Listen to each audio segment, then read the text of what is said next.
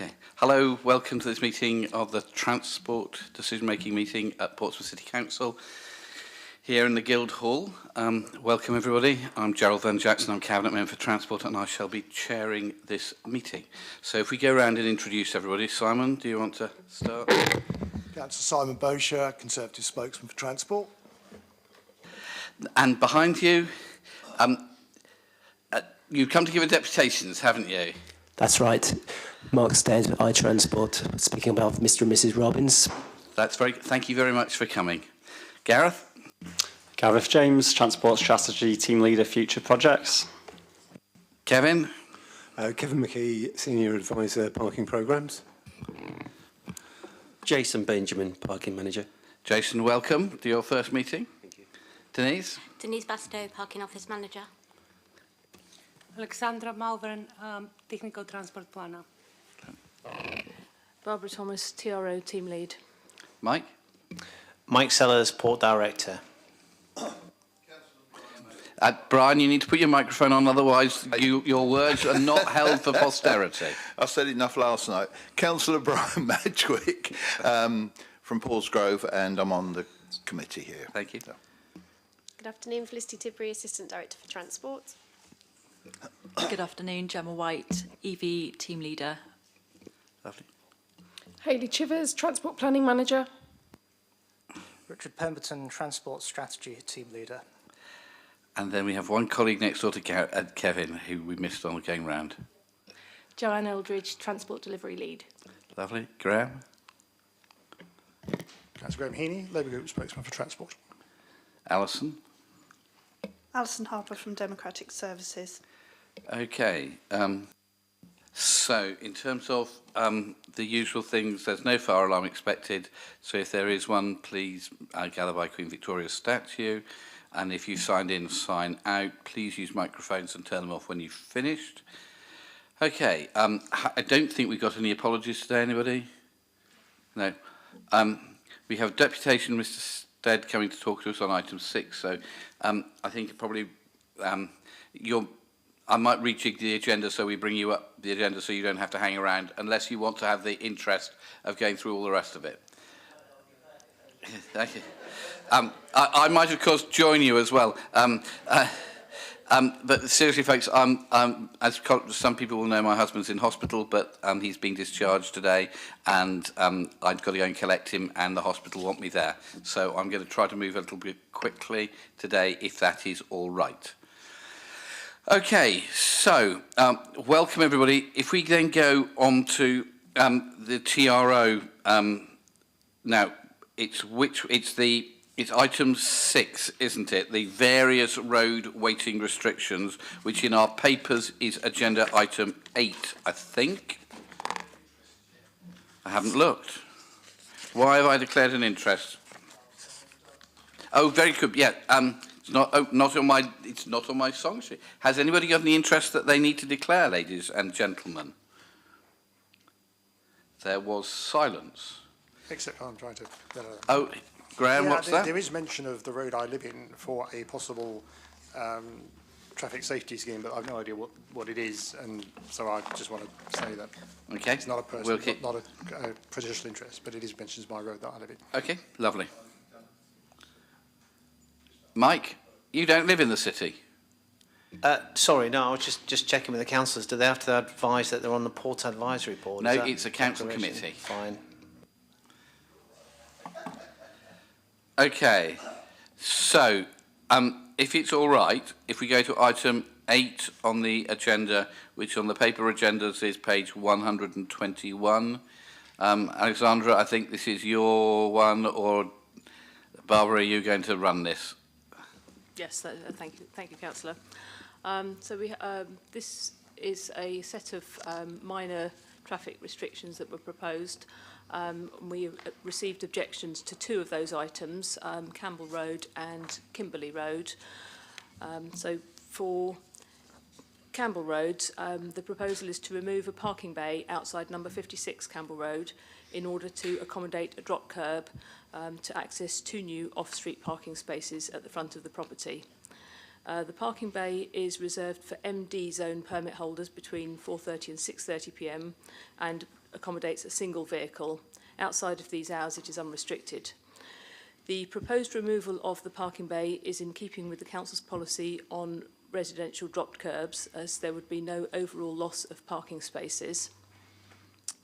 4 objections were received to this proposal from nearby residents who are objecting to the loss of on-street parking space, which, whilst the householder would have 2 off-street spaces reserved for them, it further reduces the general stock of on-street parking available to permit holders. Furthermore, 2 of the objectors are concerned about the cumulative negative environmental and aesthetic impact of removing front gardens to accommodate parking spaces, particularly since this is in a conservation area. Although the decision maker is required to consider the objections, I should, for the sake of completeness, mention that we received 6 emails in support of the proposal, and the recommendation on the report is to approve the removal of the parking bay. With regards to Kimberley Road, we are proposing to remove a 2-metre length of parking bay for MG zone permit holders, which applies noon to 1 and 6 to 7 p.m. This parking bay is on the east side of Kimberley Road, outside the side of number 65 Festing Grove. Outside of those hours just mentioned, the parking bay is unrestricted. The proposed extension to the drop curb is to enable an additional off-road parking space to be created at the rear of 65 Festing Grove. This would leave an on-street parking bay 17 metres long, which is sufficient to accommodate 3 cars. We received 1 objection to the proposal from a resident who objects to the loss of parking space where it is already difficult to find on-street parking. The resident is also concerned about the potential for vehicle speeds to increase at the junction of Festing Grove and Kimberley Road, and the increased difficulties for ambulances and other large vehicles in accessing the nursing home at 67 to 69 Festing Grove. However, it would be difficult to fit more than 3 cars in the existing 19-metre parking bay unless they were all very short vehicles, and would leave very little room for manoeuvring. The reduction in length is at the northern end of the parking bay, away from the junction, so there should be no change in the way drivers use the junction itself. And the nursing home is actually on Festing Grove, so again, further away from that parking bay. We received a statement from the applicant in support of the proposal, and the recommendation is to approve the removal of 2 metres of parking bay in Kimberley Road as advertised. Thank you very much indeed. Mr. Stead. Thank you. My name is Mark Stead, and I'm an associate at iTransport, which is a highways consultant that advises clients on development and provides evidence with respect of planning applications. We have several offices nationwide, although I'm actually based out of our Portsmouth office. I'm also someone who's grown up and lives locally, so I do know Portsmouth well. I'm representing Mr. and Mrs. Robbins, the owners of 56 Campbell Road, who recently gained planning permission for and completed an extension to their property, an end of terrace house fronted by hard standing. There's a single permit holder's bay on the road in front of the property and an associated signpost. Mr. and Mrs. Robbins are seeking to complete their project by using the hard standing in front of their home to park their 2 cars instead of parking them on street. They've therefore applied for planning permission for the construction of a drop curb to create 2 parking spaces on the forecourt to the property and installation of an electric charge point. This was granted planning permission on 22nd of February 2023. To enable that planning permission to be implemented, Mr. and Mrs. Robbins have now applied to change the TRO on the street fronting their home by removing the single permit parking bay and the sign, thereby preventing parking across the property frontage. This is the application being considered today. In doing so, Mr. and Mrs. Robbins will no longer need to use the permit holders' bays, as they will be able to park their cars in front of their homes once the drop curb is in place.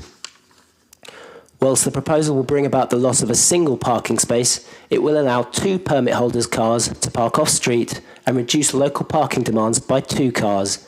Similarly, a visitor will be able to park in front of their property and no longer need to park in the residents' bays using visitor permits. The proposal therefore offers a small benefit to the community by increasing the overall availability of street parking by 1 space. It therefore meets Portsmouth City Council's online vehicle crossover guidance note, which states that if the construction of a drop curb in a residence parking zone has a positive impact on on-street parking, i.e. construction allows the removal of more than one vehicle, then it will be approved. For this reason, paragraph 4.1 of the Technical Transport Planner's decision report recommends the removal of the bay. Furthermore, Portsmouth City Council's transport planners also raised no objection to the actual planning application to provide 2 off-street spaces. In their consultation response to the planning application of 23rd of August 2022, it's acknowledged that the proposal will not have a material impact on the highway network and that suitable visibility from the drive can be achieved. The removal of the street parking space therefore accords with City policy, and I'm pleased to speak to you not only with the agreement of your expert officers, but a large number of members of the community who have made representations to you, most of which are supportive and appreciate the merits of the proposal for availability of street parking. I therefore support your officers' views, commend Mr and Mrs Robbins' proposal, and respectfully ask that you enable the completion of this project by allowing the change to the TRO. Okay, thanks very much indeed.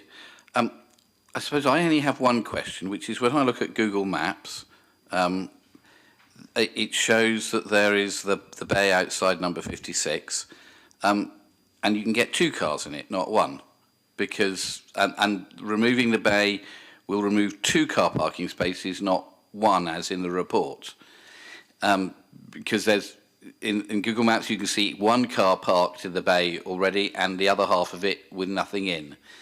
If it's a 2-car bay, as it clearly is, does that still work with the council policy?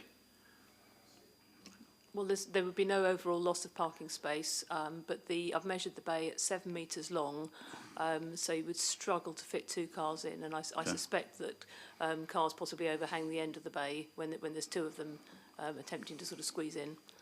Okay. That's maybe true, but you might get a smaller car in.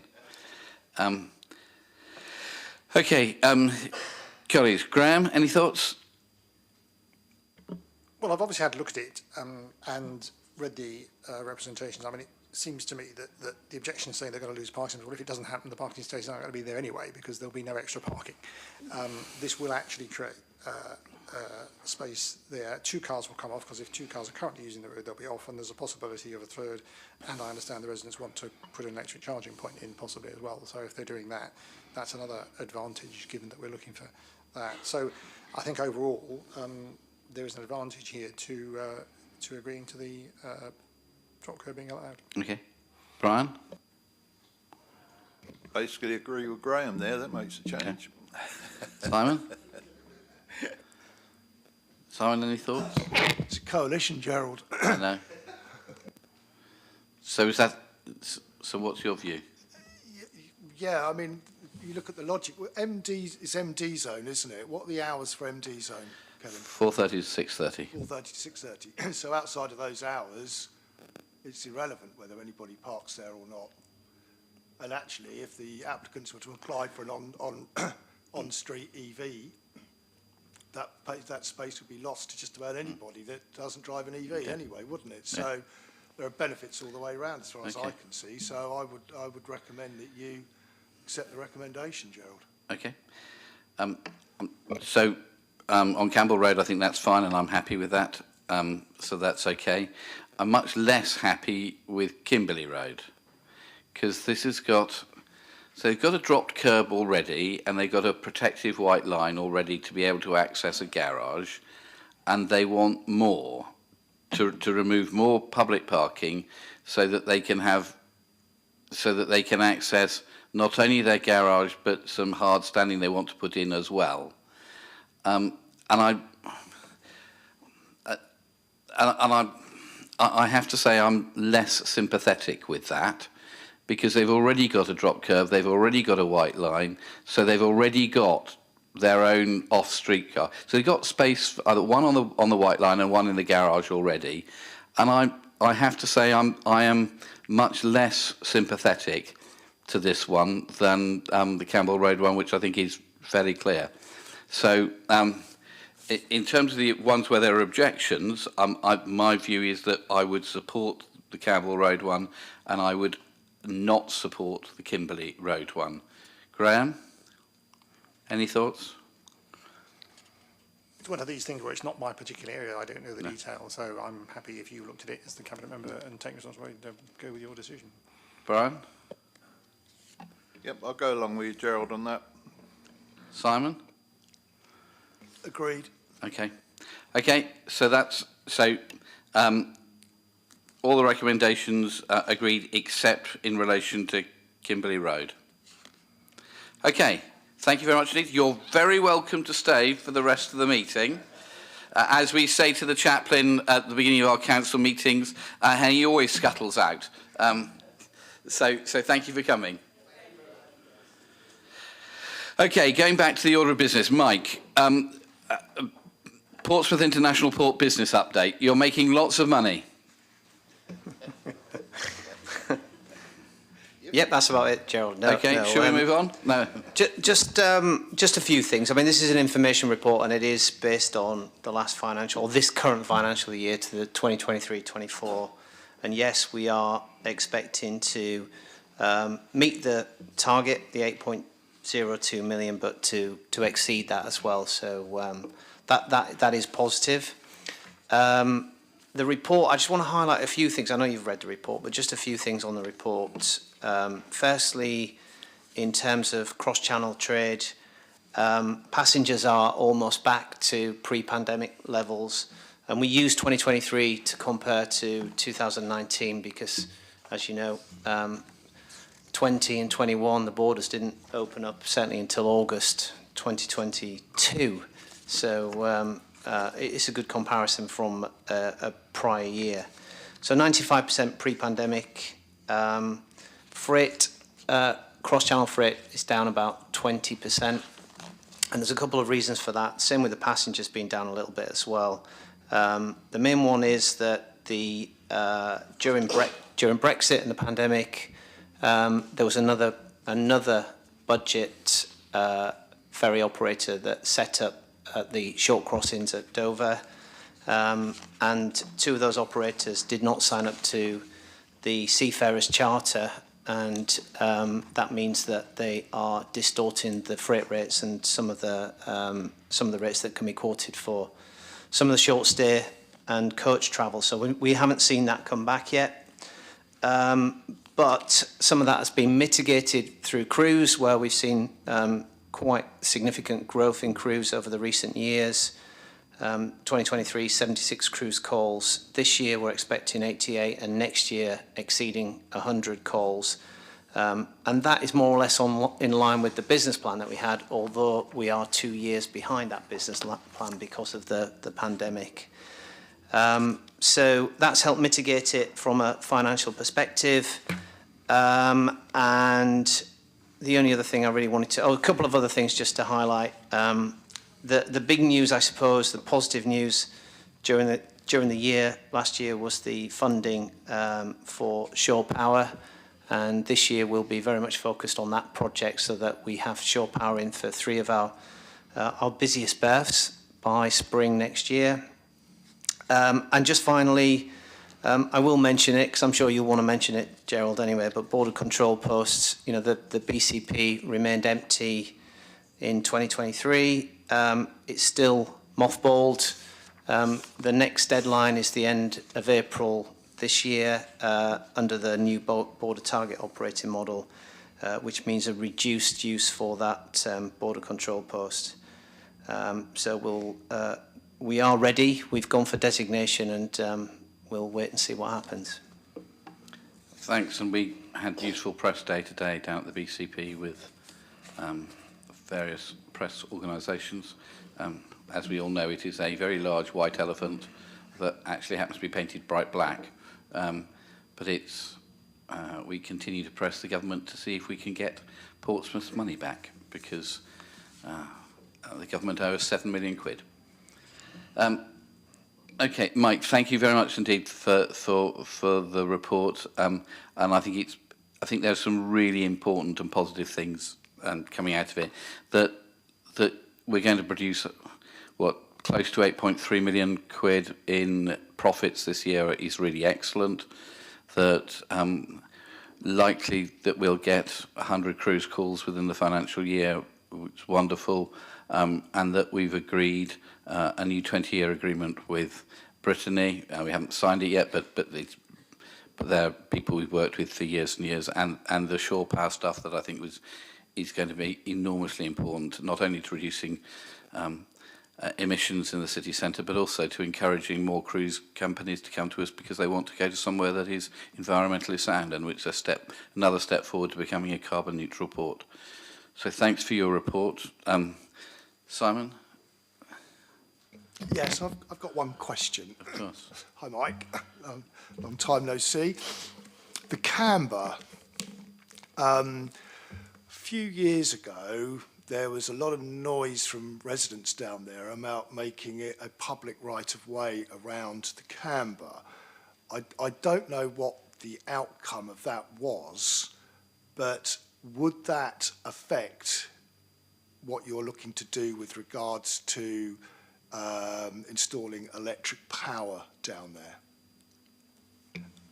So in terms of the public right-of-way, that's with the Secretary of State at the moment, so that decision hasn't been made around public right-of-way. There is a coastal path that runs around the Canberra itself. If there was a public right-of-way, then it would have an impact on all of the commercial operations around the port.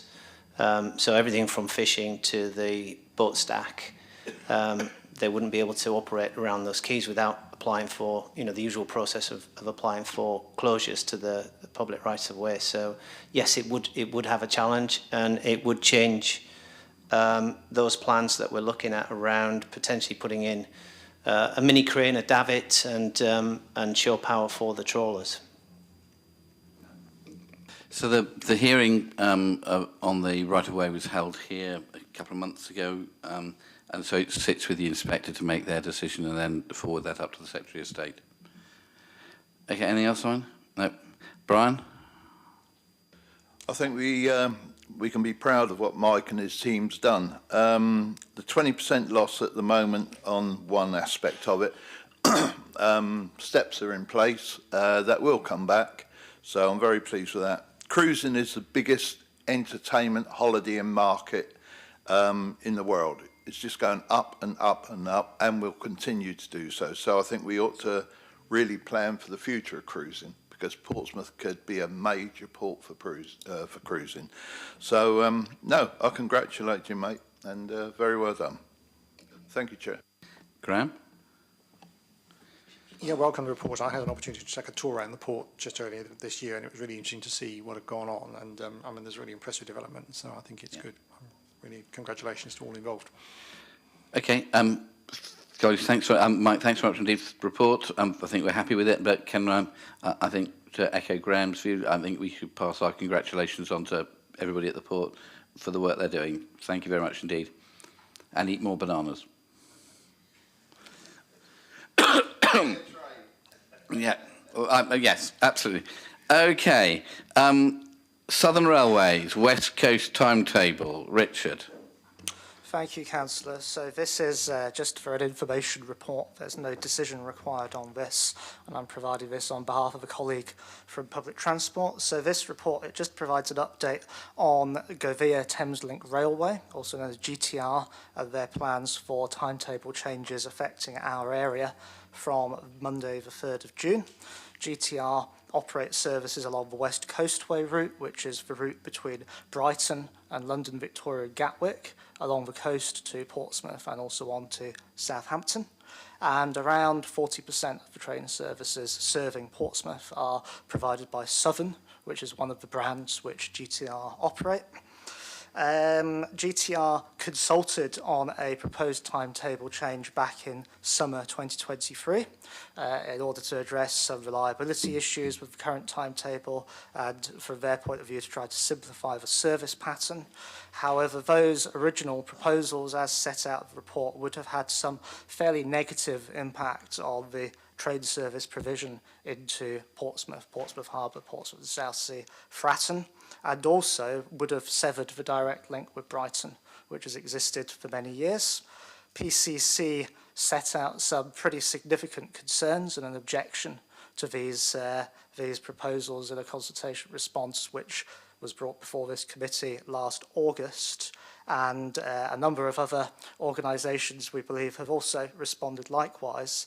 It's actually nice to have a good news story for once, in that GTR have now published an amended final timetable which addresses the vast majority of our concerns, and we will retain 3 southern operated trains per hour into Portsmouth rather than losing one of them. There will still be an hourly link to Brighton, that's being preserved. There will also be faster connections to Chichester, extra trains calling at Hilsey, better connectivity between Cosham and Southampton, and even half-hourly service, and more trains through to Portsmouth Harbour, which is, again, a benefit for some of the visitor destinations of the city. So this report just highlights that we actually have a satisfactory train timetable change now, and something which I think we should be quite grateful to GTR for conjuring up, considering what they were offering before.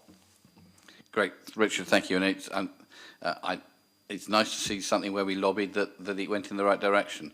And I'm sure Gareth will be pleased that there are direct trains keeping him going home to Brighton. I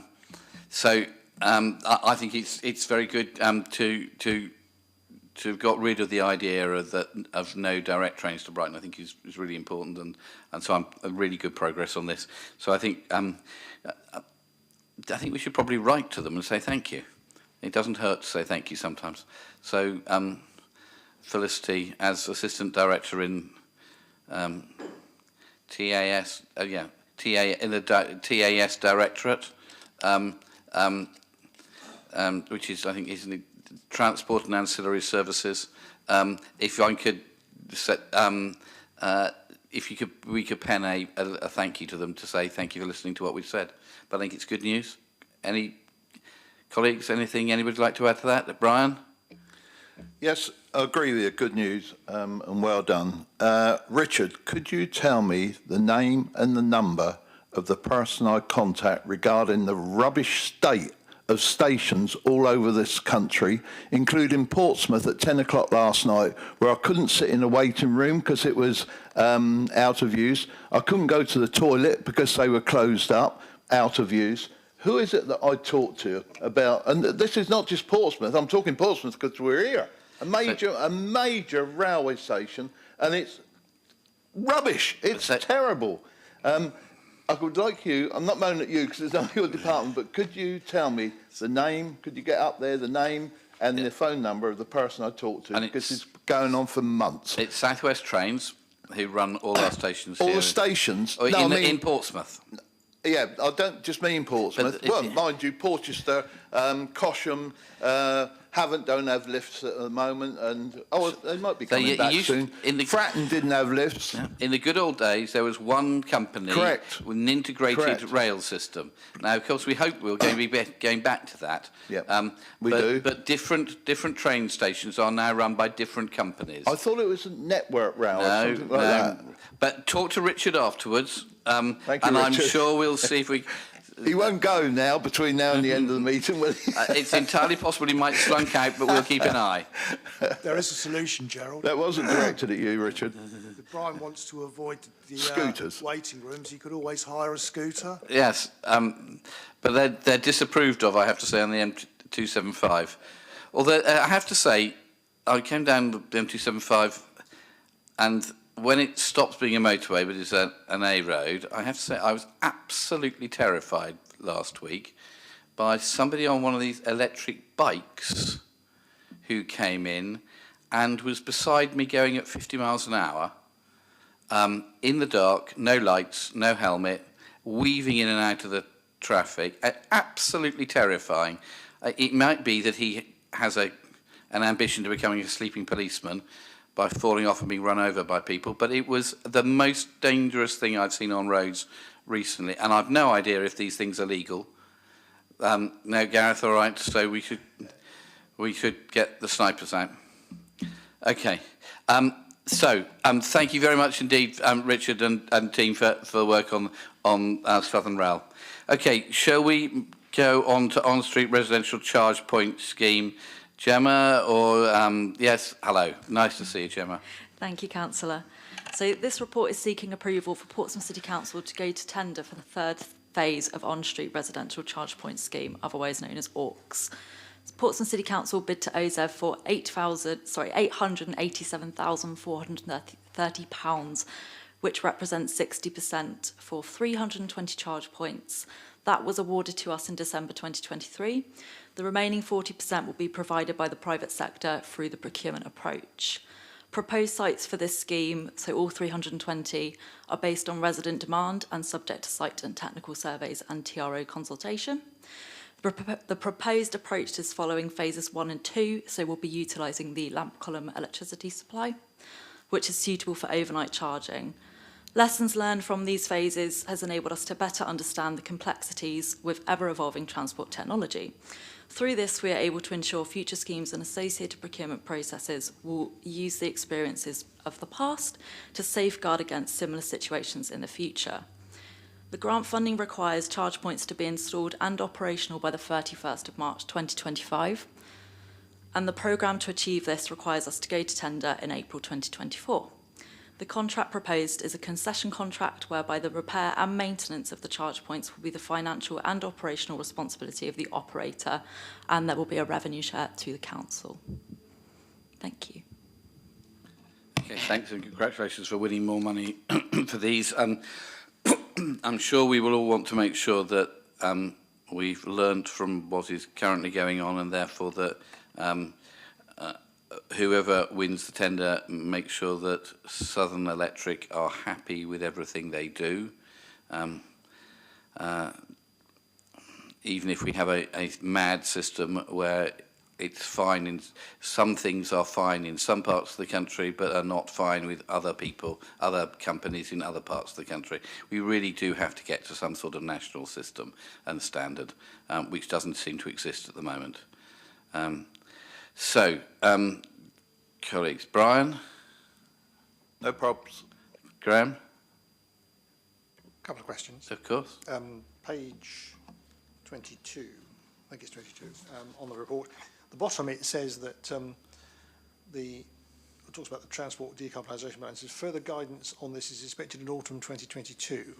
Well, we've had it, so have we had the guidance? We've had autumn 22. It doesn't matter. It doesn't mean to say we've had the guidance, well, Graham. I was going to ask about is whether we've had the guidance or whether that's a mistaken date and it should be 24 or something, or that's first question. Hayley, do you want to ask your second one? Because Hayley is desperately looking. The second one, it says that and there's also a requirement for local authorities to produce an EV charging strategy as part of their work. We produced a strategy, but for some reason it hasn't come to your cabinet decision-making meeting. So I'm asking why, because I understand it was planned to come, but it's been postponed. So why is that? Okay. Why are we agreeing a whole load of stuff without a strategy? Okay. Hayley. Yeah, on the first point, we were expecting further guidance previously from government. It hasn't come, so we are just ploughing ahead, and we will wait and see if that ever comes from government. And in terms of the EV strategy, because we've been out to consultation on it, haven't we, Hayley? Yeah, the EV strategy we're planning to bring for adoption in June. And we've been a little busy with the team trying to get the current ones turned back on again. And that seemed to be a higher priority in terms of work, to see if we can persuade everybody to make sure that things are turned on, as opposed to working on a strategy for the future. Oh, right. Okay, that explains it, yeah.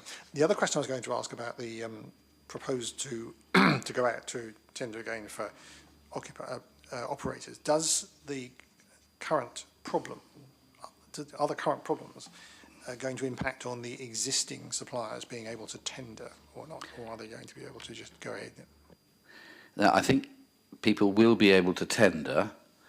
The issue is who we then choose to operate, and then what happens to existing stuff, existing hardware on street. Because if, for instance, somebody else wins the tender and Jojo or Electricity have put the stuff into the lampposts, what then happens with handover? And that's going to that will be an area for discussion. Or have I got that wrong, Hayley? Gemma? So the tender is for 320 new sites, but the contract will allow for potentially, once the existing contracts expire, for those to be taken on by the new supplier.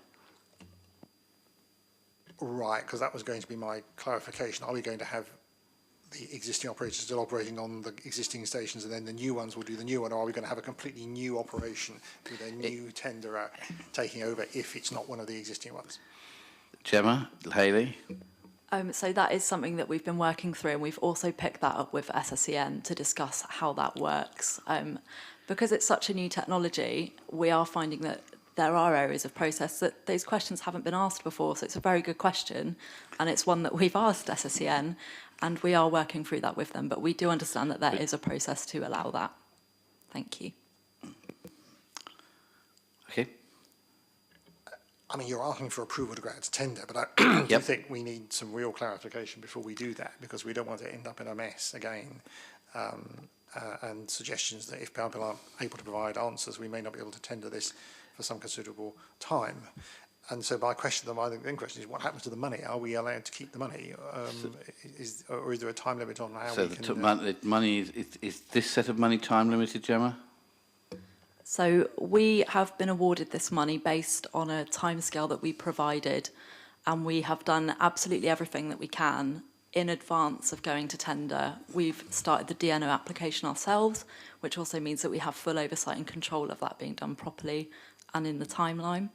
And then we had to provide a timeline that proved we could deliver by March 2025, which is what we've done. If we don't do that, and if we can't provide that timeline and fit that work in that timeline, then you're looking at losing your funding. Okay. See, there's a risk, but we probably have to go ahead, but I'm just hoping that we can get all this sorted out and not end up in another mess. Yeah, I think if we don't proceed, then the chances of us being able to get this done on time is very low. It would be a pity to hand money back to government where there is a need, wish and desire for people to be able to charge their cars. Simon? I would agree in principle with what you've just said there. You delay this decision and you snip that timeline. I've sort of got one question, but I don't think it really falls too much on this. It's probably more for the future.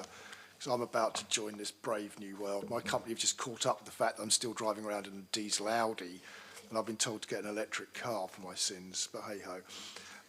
They are wonderful. I'm getting a Tesla, actually, so there you go. I'm going fully electric, not hybrid, Gerald. 320 new sites. And how many have we got at this moment in time? 98. At what point, because all of these are predominantly going to be going into the south of the city where we've already got considerable pressure on parking, what are we doing for the future? Because at some point we're going to reach that tipping point where we're going to have a large number of what are dedicated electric charging bays that are not going to be available parking spaces for your good old diesels and the internal combustion engine. There's got to be a tipping point at some point where we're going to have a problem. And it's what are we planning for at that point? Because this is great putting another 320 in, but we keep on and on and on doing this. We're going to have a problem, particularly in the south of the city where there's pressure on parking. So my experience of the one on my road is it used to be empty. And this is before we had the hiatus of recent months. But that has gradually changed. So now it's almost a queue to get into it because it's the only one on the road, and there are a fair number of electric cars now on our road.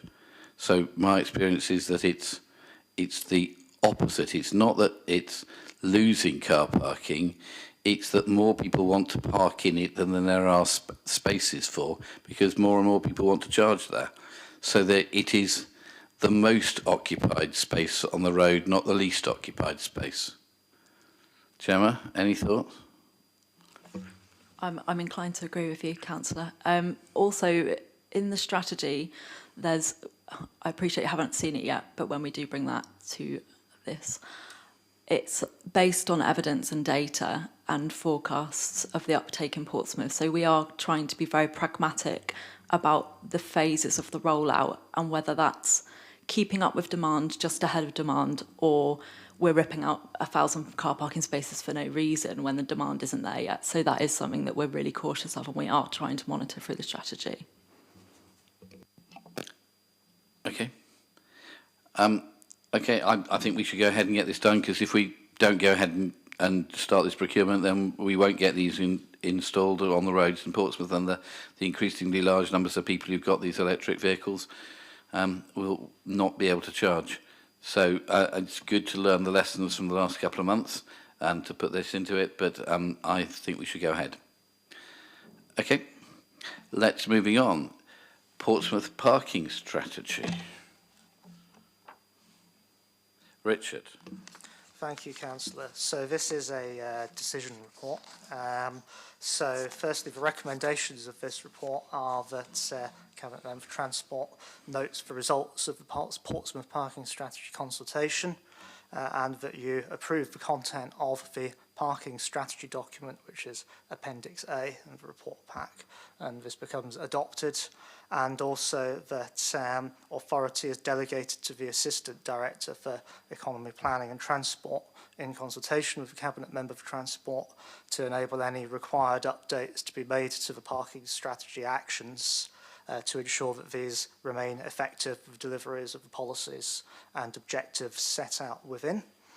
So to provide a very quick summary and overview of the parking strategy report, everyone knows that parking is a very major transport issue of the city, of interest to a very wide number of groups, and the strategy sets out that it's a growing issue due to the rapid growth in car ownership over the last decade or so, such that car ownership in Portsmouth has now grown above the national average. It was below it. So that's reflective of a growing population, developing and dynamic and growingly prosperous city.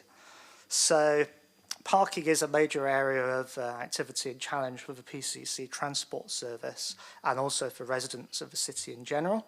So we have a parking strategy, this draft parking strategy, which aims to set out some plans and policies relating to how parking is managed in different areas of the city and for different user types, and this includes in residential areas as well as around destinations.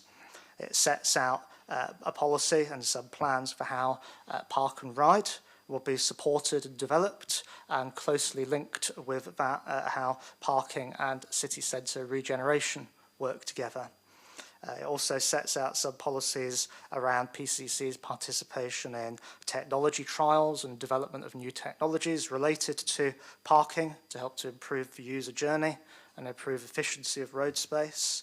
And also the development of sustainable transport improvements, which we hope will help to reduce some of that parking demand and turn back perhaps some of that growth in pressure over time. And with the ultimate aim of making parking work better for everyone in the city, but within the constraints of what geography and practicality allow. This is seen as particularly supporting efforts to deliver cleaner air, but it also supports all the other three Portsmouth Transport, our LTP4 objectives, and also having a parking strategy may provide us with a competitive edge in bids to government for funding for various types of projects. So in terms of the strategy in the appendix before you, development on this took place mostly during 2023. It started out with internal and external key stakeholder and member workshops in summer 2023, through which a skeleton draft was developed. And this skeleton set out the basics of the 3 objectives and 8 policies in the document that you see before you now. That skeleton was then consulted upon for 6 weeks during September and October 2023. There was a comprehensive digital and on paper and in-person effort to try to promote and drive participation in that consultation. We had just over 2,086 survey responses as a result. That's viewed as being a strong response. The results are judged as being likely to have achieved a representative sample of opinion from the population. We also carried out 12 face-to-face events at different locations across the city on different days of the week and at different times, which resulted in more than 250 one-to-one conversations as well.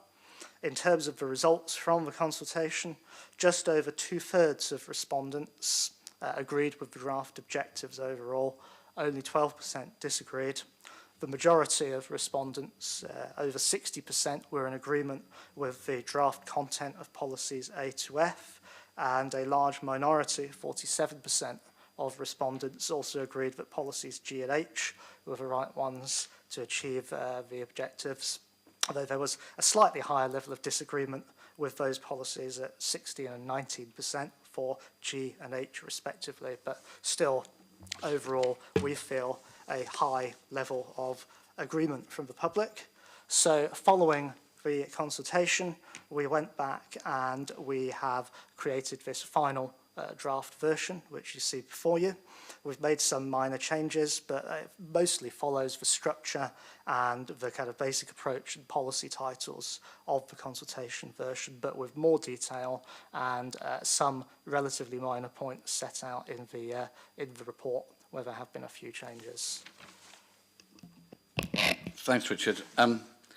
Very useful. I think there are there are two changes I would look to make to this as it currently sits. In the first part of this, which I think is page 47 in our papers, we talk about the increase in population up to 2041. I'm not sure that people quite believe what statisticians think what might be happening in years and years to come. I think a much more powerful set of numbers is the increase in the number of cars registered to Portsmouth addresses over the last 10 years. So as my understanding, between 2011 and 2021, the number of cars registered increased by 17,000. And I think that's a much more powerful figure, because that's real number of cars trying to park in the city where there are no more car parking spaces. And I think that gives the context, because it's real figures about real things that have happened, as opposed to what might happen in 15 years' time. So I prefer that. And then I'm just on now, where is it? Page 52 of objective.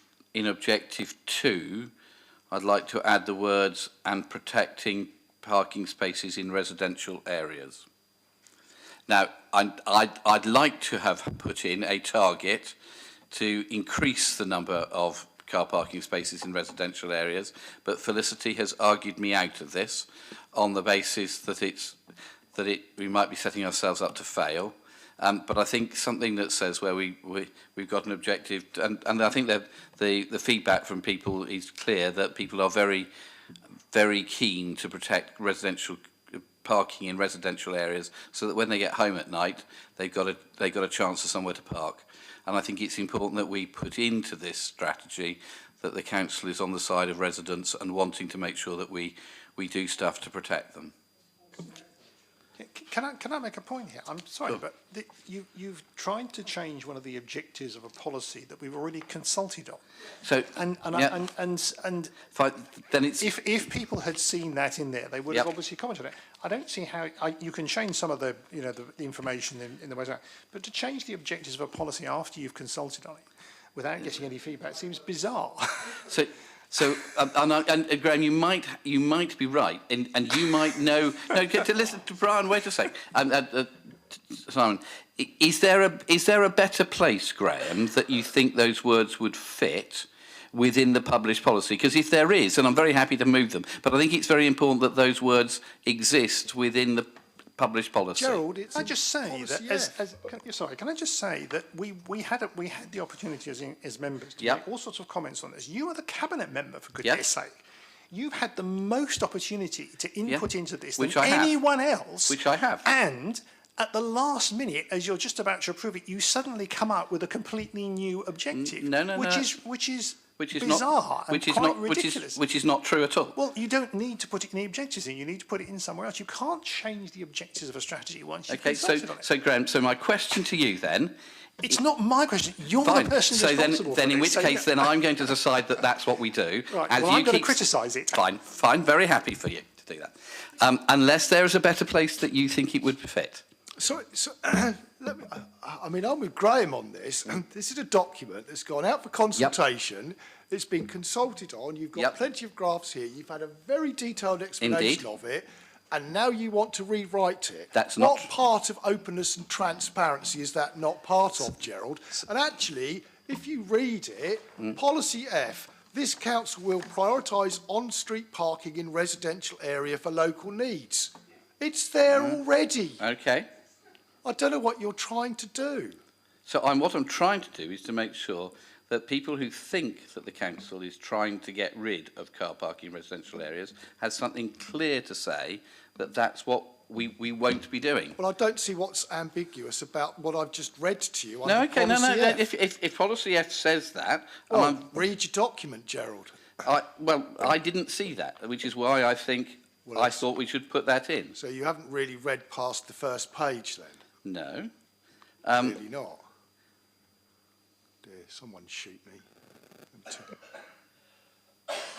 No, okay. So if you think it's covered, Felicity, do you think my objective is covered in Policy F? I would say I think it is. If you want to see it, it's under the heading, how will it be delivered? It's the first paragraph under that. It's sort of the right-hand side of Policy F. Okay. I think it's 58, isn't it? Okay, no, okay, so if it's covered already, then that's fine. Okay, but I think it's really important to make sure that that is clear. All right. Yeah, and the first point about the 17,000 vehicle growth statistic is also covered right in the introduction, actually. I haven't got the full report pack, so it's the 6th page of the appendix for me, the 3rd paragraph down. Car ownership has increased significantly in recent years. At the end of 2021, there were around 17,000 more cars registered than there were at the end of 2011. So that is in there, and it may actually be somewhere else as well. In this. So Richard, when you first start opening it up, the first bit in terms of background talks about population, and that's the bit where I think it's better to talk about number of cars, because that's a real thing, and it's about parking. So are you asking for that to be added to the foreword? Yes. Okay. So it is on here, page 47. Is that the foreword section? I'm sure we can add it to the foreword. Okay, great. And we can It amend is that. Appendix A of whatever you've given us. Okay, so everybody else, I'm sure, then is happy with it all. Simon, are you happy with it all? Well, I am with the report that I've got in front of me, without you trying to reinvent the wheel, Gerald, and rewrite history. I do have one sort of related question, and that's under Policy D. Council will investigate and utilise smart parking technologies, including the provision of information to drivers regarding car parking space availability. Well, in most of the city, and certainly in the south of the city, and I'm thinking about places like Museum Road, we've got all these little things in the road. Yeah, which they're all over the place. Supposed to do that. Do they actually work? No. I knew the answer to the question. And so they're what all are we coming going to do? out. Are we going to actually be looking to switch those things on? No, we're pulling them out. They're all being removed. And what we changing? What's the plan to change it to? Well, they were all put in by a private company, and they're taking them all away. At which point we think of something that might work, because that didn't. Felicity? Yes, you are correct. So we're currently reviewing at the moment and taking them out as part of the resurfacing of any carriageway improvements. We're looking at alternative technology going forwards, and I know that's something that Kevin's in particular looking at. So at this moment in time, we are not taking forward the Appy Way. Correct, yeah. Yeah, so I think the idea of people on their mobile phone looking for a parking space like that as they were driving around the city, because that's how I saw it, was not probably what we needed to really be encouraging in the first place. How much, out of curiosity, and this might be a question to take off to come back to me separately, how much did that actually cost the City Council, or was it all done by a private company? Not one penny. It was a trial scheme funded by the company that put them in. Right, so it was entirely their loss. Yes. And have they gone bust now, Kevin? No, but they've moved on to other things. It was hit by the pandemic. They weren't able to get it running before the pandemic, and they were actually funded by Visa, so that funding ran out. It was a system that's working in Harrogate and other places. They were having particular problems in Portsmouth, and part of the reason for a trial was to see how it works in different areas. In Portsmouth, the signal from the sensors, particularly on the seafront, wasn't bouncing off buildings in the way it would do in another city, and it was going off to France, so we weren't getting very much reception. So what you're suggesting is you can drive to Portsmouth and find a parking space in France. Is that what you're saying out of all this? No, but there were those sorts of technical issues which weren't. So it didn't work. But it's. I mean, I suggest it's the sort of technology for the future, and it's the sort of thing that we should be interested in. And now cars have such large screens with information on. I'm sure with your new Tesla, you'll have moved on from whatever it is you currently have.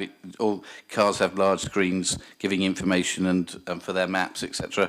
And I'm sure new technology will be displaying it on there, not on people's phones. Okay, Graham? I do have a couple of questions. The paragraph 3.8, where we talk about the car ownership, I mean, it's about 1,700 cars a year, increase, as it says. We talk about cars, and I wanted to be sure what we're actually defining by cars. Are we talking about just ordinary saloon cars, or does that include like 2-passenger vans? Is it done by CC or whatever? So what do we define as cars, and how do we measure that? Because vans, of course, could be another... Yeah, vans are a completely different kettle of onions, indeed. And the increase in the number of vans is a higher proportional increase than for cars. Richard? Yes, so this is taken from DVLA statistics, which clearly differentiate between cars, passenger cars, light goods vehicles. You can break it down by fuel types as well, but this is just solely looking at cars. And as Councillor Vernon Jackson has said, the growth rate for vans is considerably higher than it is for cars. It's just that cars are much more numerous, hence why we've focused on that here. And just a point on the comparison, I mean, you talk about the national average being, our city being higher, but I'm just also interested that the sort of comparison we might want to make is between, our statistical neighbours in terms of cities. Obviously, their geography is going to be different, but it'd be also interesting to maybe know that, and I'm not insisting it should go in the report, I'm just saying that it'd be worthwhile knowing that, because I think that was helpful comparison. The question about the happy parking thing's been answered, so I don't need to ask about that.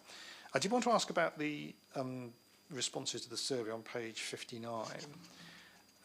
You relate to policy F, residence parking zones. Now, I just want to clarify that the way the statistics are set out is clear, because I'm not absolutely clear.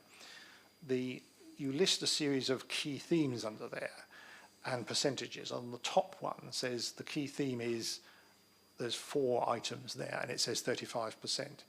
So that's the total of people, presumably, who mentioned one or more of those 4 things. Is that right? So, yes, this is the why do you disagree text. It was pulled out by a manual coding exercise, looking at every text response that we got. The 35% is 35% of the written responses which we received as to why respondents disagreed. 35% of them were for example, people seeking to get rid of parking zones or saying that they didn't think that RPZs worked. It's not 35% of all respondents to the survey, it's 35% of a very small subset, which I might need to take it offline to let you know, but it will be a fraction of the 2,000 responses ultimately. Right, that's what I wanted to clarify, because in fact there are two elements to that question. In fact, there is almost three really. There's the get rid of the parking zones proposal, you know, who support that. Then there's the make parking zones citywide, which are two completely different options. And then the middle one is the scheme doesn't work, not solving parking problems, which could be seen as a concern.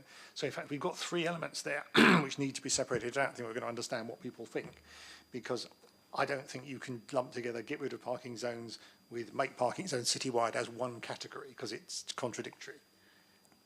So actually, just to further clarify, it's 35% of 153 responses. Immediately under the question, it gives the number of respondents who provided a written response to this question, 153. So that 35% is about 50 respondents, roughly. And as far as quite a few different comments being lumped in within one category, it's always quite difficult to truly categorise free text responses. But all of these are quite similar themes in some ways around scepticism or dislike of RPZs, which is why they've ended up in a single RPZ response category, I guess. And Richard, how many people responded? 2,086 responses to the survey, of which 153 provided a written reason for disagreement to policy F. Okay, so that's 50 out of 2,000. Okay.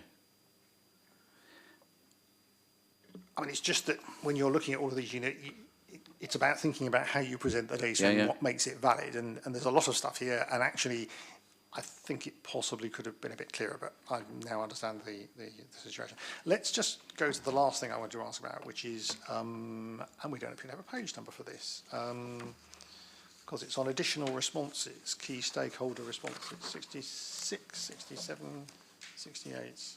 Oh, 69, there we are, sorry. It's got some other text over it, so I'm on page 69. There's reference to car clubs. Now, this is a related question, because I was reading something just earlier the end of last week, which said that car clubs are now having a problem getting insurance, because there are insurance companies are not willing to take the risk. What's the experience that we have here, or what experience are we picking up nationally? Because this is going to be a problem, I think, if this becomes widespread. Haley, Gareth, who's the most... Yeah, I think it's fair to say from our dealings with enterprise and through bodies such as Como that the insurance regime for car clubs in this country isn't quite as easy for them to navigate as in other countries, particularly in Europe. For enterprise, it doesn't seem to be something that is sort of insurmountable. It potentially means that there are times that they would like to give fully comprehensive insurances that they may be able to do elsewhere, but they can't so easily in the UK at the moment. And often they're kind of sold as optional extras for users. You may recall we're planning to bring a car club update report in June, so I'll make sure that we cover that off in detail there. Yeah, that'd be helpful. Thank you for that. Brian? No, it's just car parking in general is going to be enormous in 10 to 15 years. And I think all that has to be taken into consideration when we, like Tipner, like HMOs, etc. It's just bringing more and more people into the city. More and more people means more and more cars. And you're not going to tell me the people in Tipner, on the new place in Tipner, are not going to drive down to Southsea and drive down into town. They will do, and I just think the parking and also the roads, you know, to accommodate all these vehicles, it's a massive worry in a little island like we are.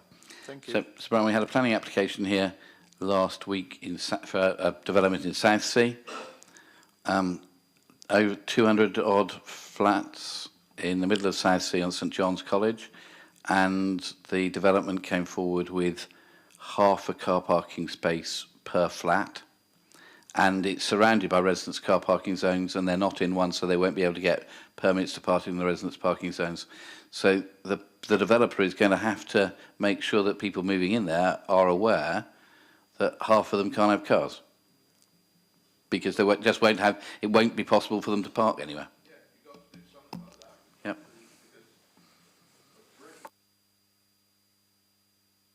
it'd be after my time, but I dread to think what it's going to be like in 10, 15 years' time.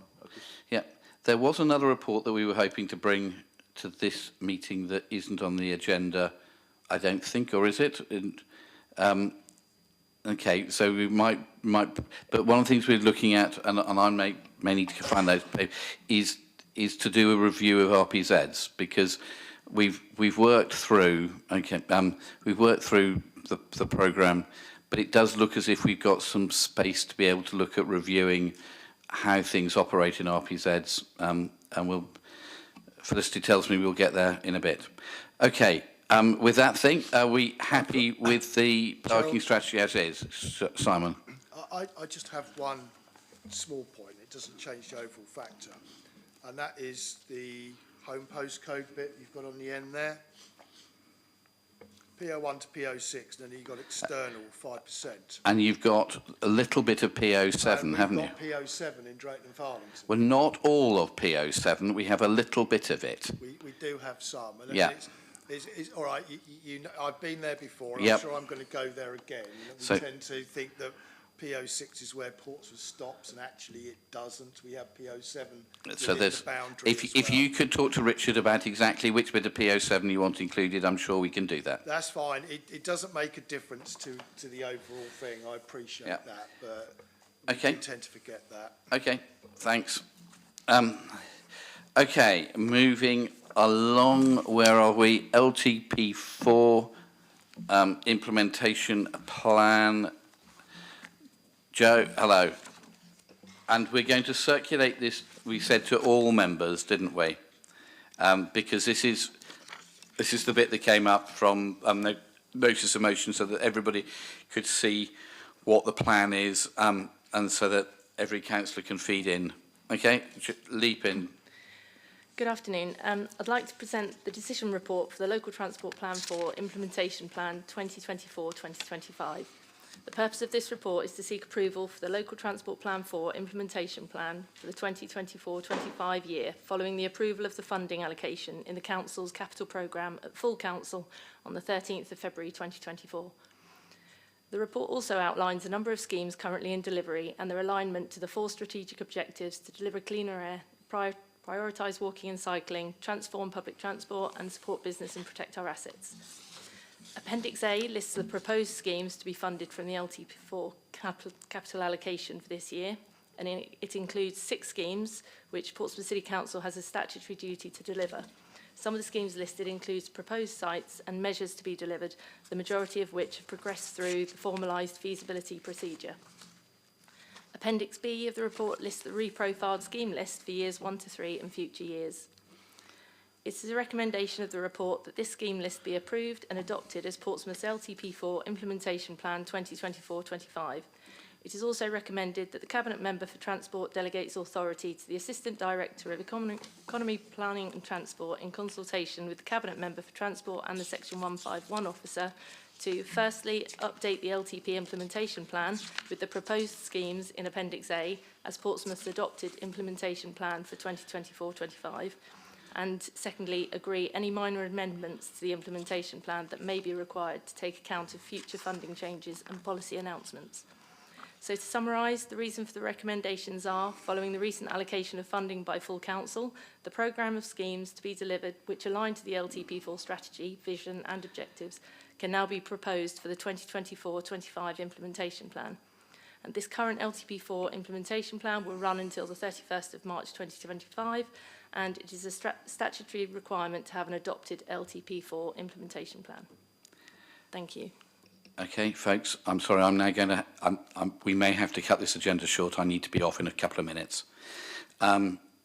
So, first off, let's quickly go round. Simon, any issues with this?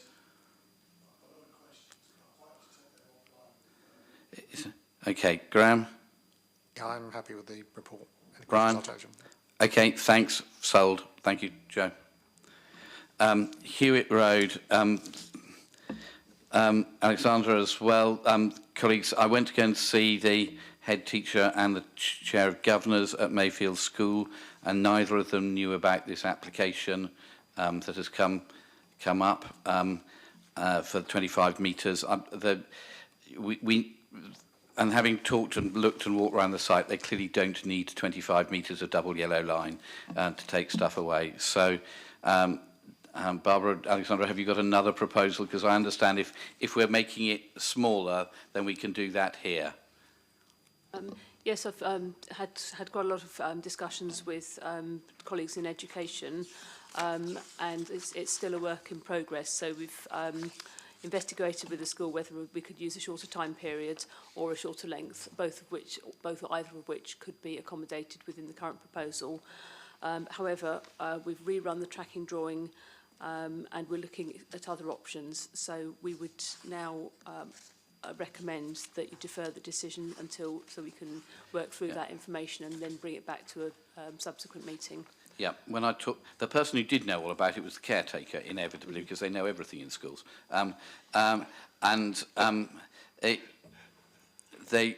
His view was that they needed it from 7 o'clock in the morning until about 4 or 5 o'clock in the afternoon. And it doesn't need to be 25 metres. They've already got a white line. They probably need 2 metres on either side, if that. But there is, they'd like to have it till 10 o'clock at night, but that's for a very occasional thing. And I don't understand why residents should be inconvenienced for them very occasionally to have something that goes on till 10 o'clock at night. So I think it's very sensible for this to come back and be deferred. Colleagues, are you happy with that? Yes, I am. Yeah. I talked to a couple of the, I thought it was in Hilsea, I'm sorry, it's in Copner, so I talked to a couple of the Copner councillors last night about it. Okay, Wadham Road, parking bay. Denise. Yep. So, just very briefly, this report is to consider the objections that have been received to Traffic Regulation Order Reference PO 2324, which was advertised to introduce 23 disabled parking bays in various roads. We received 2 objections to 1 bay proposed in Wadham Road, and obviously the details are in the report. In relation to the proposal, it's recommended that the Cabinet Member for Transport approves the implementation of a disabled persons parking bay in Wadham Road. And it's also asked to note that the remainder of the traffic regulation order came into operation as a Part A traffic regulation order on the 18th of March, and any proposal approved following this report will be brought into operation as a Part B traffic regulation order. Just very briefly, the actual application, we're unable to put the disabled bay directly outside where the applicant lives because there's an electric vehicle charging point. There is a gap of 5 metres right next door to that, between that and another disabled parking bay. 5 metres is all that the applicant needs. So the proposal, and to maximise best use of the highway, is to put the disabled bay in between those 2 already marked out parking bays. Yep. Okay, fine by me. Colleagues, are you all okay with that? Yeah, okay, thank you. Future transport zone, micro consolidation. Gareth, can we be brief? Sorry. Of course, I'll keep it extremely short. So this is a decision report regarding the micro-consolidation project, which forms part of the DFT-funded Solent Future Transport Zone. A micro-consolidation hub is a facility where deliveries from depots can be dropped off, sorted and then transferred onto lower emission vehicles such as cargo bikes for delivery to their final destination. The recommendations in this report are to delegate authority to the Assistant Director of Economy, Planning and Transport in consultation with the Cabinet Member for Transport and the opposition spokespersons for transport to enter into an agreement with an operator and to select one of the 2 shortlisted sites, Cascade Shopping Centre or the Bridge Shopping Centre. And I would just note in the reasons for recommendations that it details that this project is well aligned with the Council's transport and planning policies, while the benefits of such hubs are also recognised by the Council in its Air Quality Local Plan 2019. Thank you. Okay.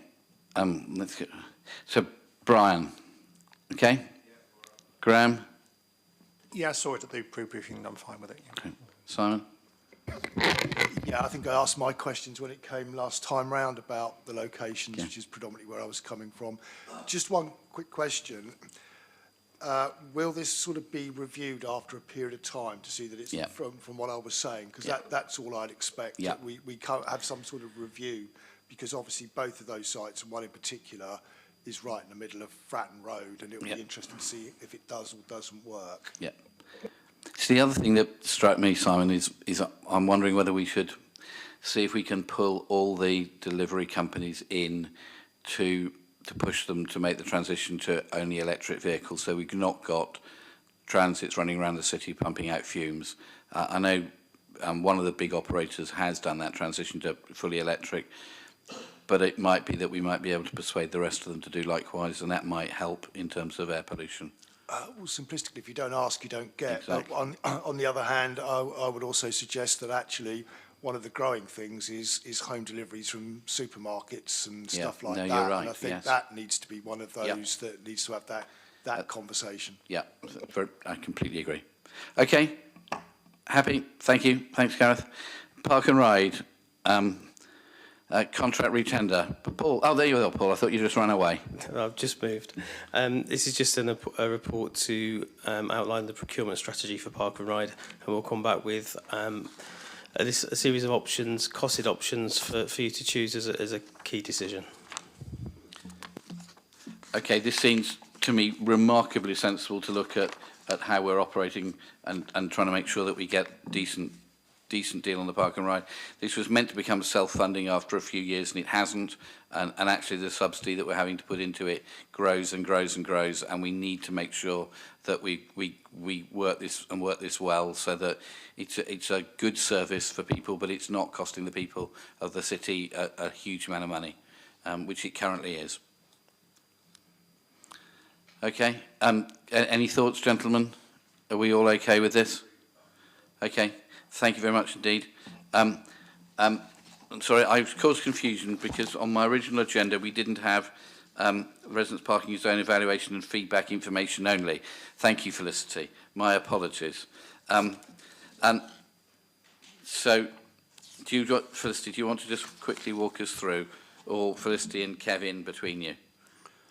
Yes, Chair. This is a report follows on from the discussion about the parking strategy, really, where we've been concentrating, and we've got an accelerated programme of consultation on new RPZs, but obviously there were comments about the existing RPZs. Any RPZ is really a compromise between trying to balance out everybody's circumstances to give them the best, and so at your request we've come forward with this for information only report on types of things we could consider in a parking review. We will come back with a more detailed report and fully worked out and costed at some later point this year. So, Kevin, my thanks. Today, it was very nice to go and see the APNR van. Although I'm not entirely clear why you chose to do it on Councillor Hunt's road, just to see if he paid or not. I thought that was extremely mean of you.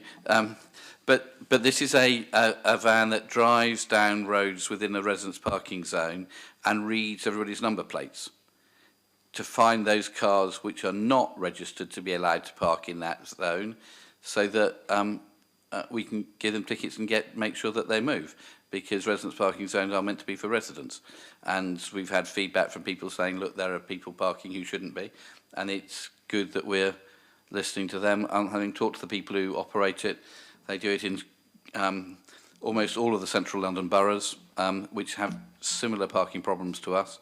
And if it works for them, it'll be good to see if it can work for us. So I think these are just a list of things where we can do some work and some thinking. When this is not a series of decisions, it's just areas. And it may be that there are other areas we need to add in to this list to see if we could look at. Graham, have you got things? I've got one comment and one question. Of course, yeah. The report basically says we haven't got the staff and we haven't got the money to do any of this. So we have lots. Well, that's what it says at the back on paragraph 4.3. So I'll leave it there. The other question I wanted to ask, which is about the visitor permits. I mean, you do hear lots of stories about visitor permits and what goes on. And I understand, obviously, that if someone has got a permit, we can track that. I'm just wondering if we could think about whether we can do any more, whether it's going to be too expensive to do it, as to whether people who are either residing in the area or who are permit holders, you've got an account essentially for them. Can Yep. you find a way of connecting the purchase of visitor permits to the account that they have if they're permit holders? If they're not an account holder, i.e. they're just someone who doesn't have a car, could we set up an account for them so that when they purchase, we know? And if somebody's purchasing 200 visitor permits, we might want to question why they're doing that. Yeah, so Graham, I think So part I of just- the, part of the look is the Ringo app does exactly that. And therefore, if we're transitioning away from scratch cards to the Ringo app, it's much easier to see if somebody is buying 365 visitors permits a year. So that's part of the work that we want to do to look to see how these are enforced. Because there are clearly some people who are using visitors permits to game the system, and that's not right. There are rules for how these things operate.